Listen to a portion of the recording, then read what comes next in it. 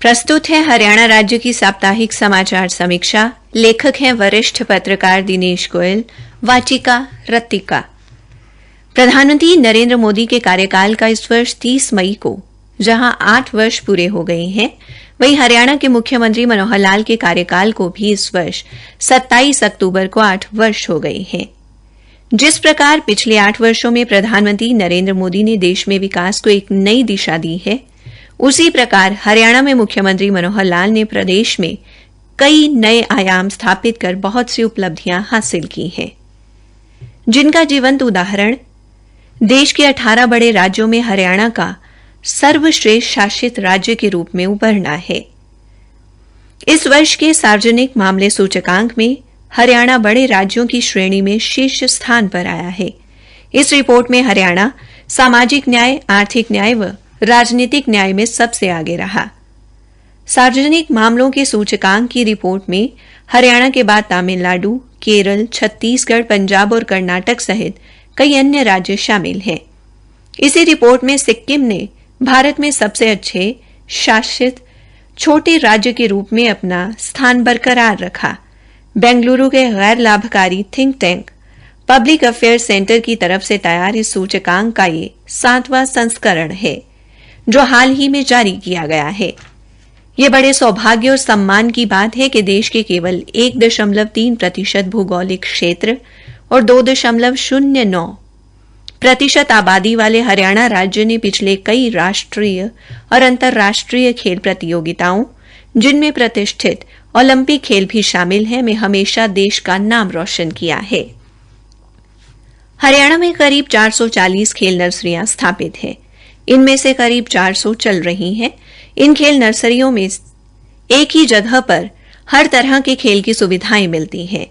राज्य में 232 mini stadium, 21 जिला खेल परिसर और 2 प्रदेश स्तरीय खेल परिसर हैं, जिसमें 350 से ज्यादा कोच तैनात हैं। इसके साथ ही भारतीय खेल प्राधिकरण के देश में सबसे ज्यादा 22 केंद्र हरियाणा में ही है। इतना ही नहीं, उत्तर भारत का साइंस सेंटर भी सोनीपत में है। हरियाणा के खिलाड़ियों ने खेलो इंडिया युवा खेलों में कुल 52 स्वर्ण, 39 रजत और 46 कांस्य पदक जीतकर देश में पहला स्थान हासिल किया, जबकि पिछली बार का विजेता राज्य महाराष्ट्र दूसरे नंबर पर रहा। पदक विजेता खिलाड़ियों को सर्वाधिक नकद पुरस्कार देने वाला हरियाणा देश का पहला राज्य है। सरकार द्वारा पदक विजेता खिलाड़ियों की नौकरी सुनिश्चित की गई है। पदक जीतने वाले के लिए 550 पद वार्षिक आरक्षित किए गए हैं।